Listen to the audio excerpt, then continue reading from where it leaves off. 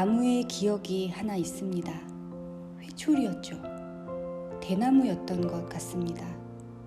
한 번도 맞아본 적은 없지만 회초리는 보는 것만으로도 아프다는 것을 알았죠. 많은 시간들이 지났지만 항상 곁에 있어서 새로울 것이 없었던 것이 나무였죠. 이제 나무를 보게 되고 숲을 보게 됩니다. 숲은 사람들의 이야기를 귀 기울여 듣지만 소란스러운 것을 좋아하지 않는 것 같습니다. 숲은 사연 많은 자박자박 걷는 발소리를 좋아합니다. 무거운 발걸음과 경쾌한 발걸음을 구별합니다. 그늘 아래 마주 앉은 늙은 부부가 서로 초록으로 물들어가는 것도 모르고 오순도순 마주보며 이야기하는 것. 향 좋은 나무 아래 친구들과 아무렇게 나누어 하늘도 보고 서로 바라보는 것. 50 넘은 개구쟁이 친구들이 이보다 더 좋을 수 없다며 물가에 앉아 발은 물에 담그고 말문은 닫는 것. 어깨를 맞대고 나란히 걷는 연인의 길이 좀 멀어도 좋겠다고 생각하는 것. 이런 것들이 나무가 들려주는 이야기일 것입니다. 숲이나 나무를 좋아했지만 지금은 의미를 두는 것 같습니다.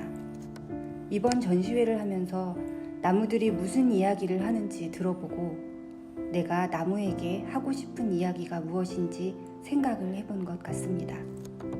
나무야, 내 이야기 좀 하자. 두 가지 의미, 둘이 주고받는 이야기. 내가 나무를 불렀어요. 나무가 네 하고 대답해요. 대답하는 네, 대답하지 않는 내 이야기 좀 하자. 나하고 나무하고 이야기하고 사람과 이야기하고 서로 주고받는 것, 소통인 것 같아요. 집으로 가는 길, 어린아이가 있었지요. 이 아이는 고향을 떠나 객지에서 힘든 시간들을 보냈지요. 그래도 항상 즐거웠지요. 집으로 가는 길을 뒤돌아보면 웃고 있는 그리움이 있어 즐거웠지요. 즐거움은 추억 하나에 있었지요. 섬진강 모래밭에서 놀다 물길 따라 학으로 가버린 고무신 하나. 남은 것은 하나 절뚝이며 집으로 가는 길은 두려움과 울음이었지요. 남은 고무신 하나는 달콤한 엿으로 바꿨지요. 집으로 가는 길은 언제나 즐거운 것은 입안을 가득 채웠던 그 달콤함 때문이지요. 코로나를 극복하는 방법입니다. 칸칸이 가득 채운 곳은 얼굴들입니다. 코로나로 격리된 얼굴들, 뭉치면 죽고 흩어지면 사는 시절이 왔지요. 사람을 슬프게 하는 시절입니다. 차라리 로봇이던지 동물이던지 식물이었으면 좋겠다는 생각입니다.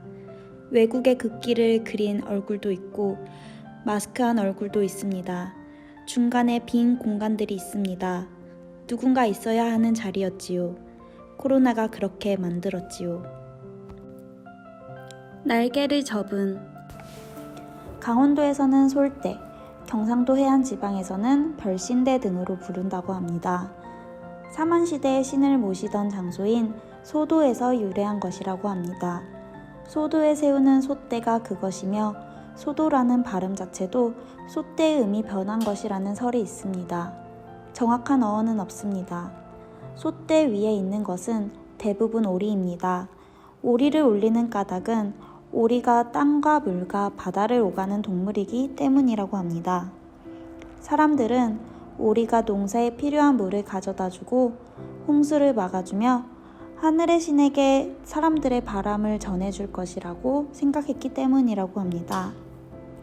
저는 가족을 지켜주는 사람을 아버지라고 보았습니다. 퇴근길 집으로 가는 아버지 궁뎅이가 우리 궁뎅이를 닮았다고 생각했습니다. 가끔 하늘을 보고 있는 날고 싶은 아버지. 날개는 있지만 날지 않는 날개를 접은 아버지 오리 같았습니다.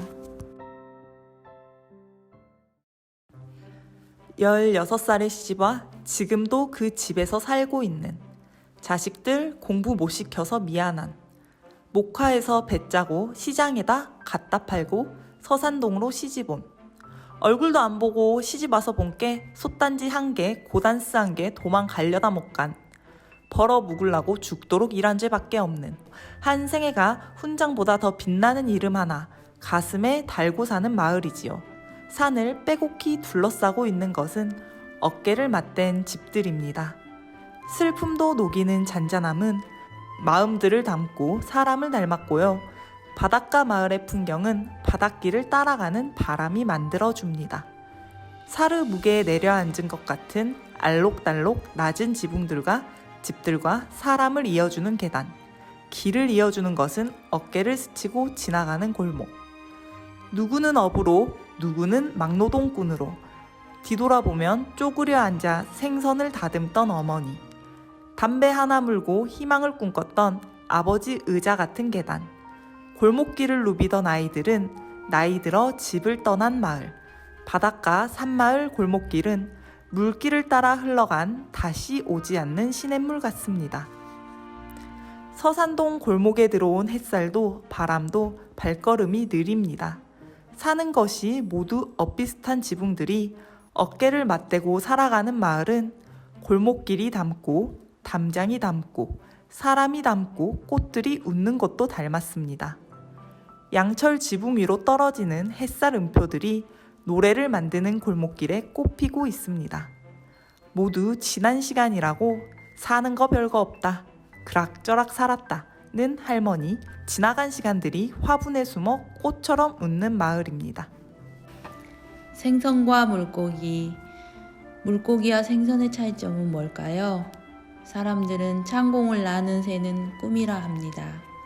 사람들은 심해를 노리는 물고기 꿈을 꾸지 않습니다.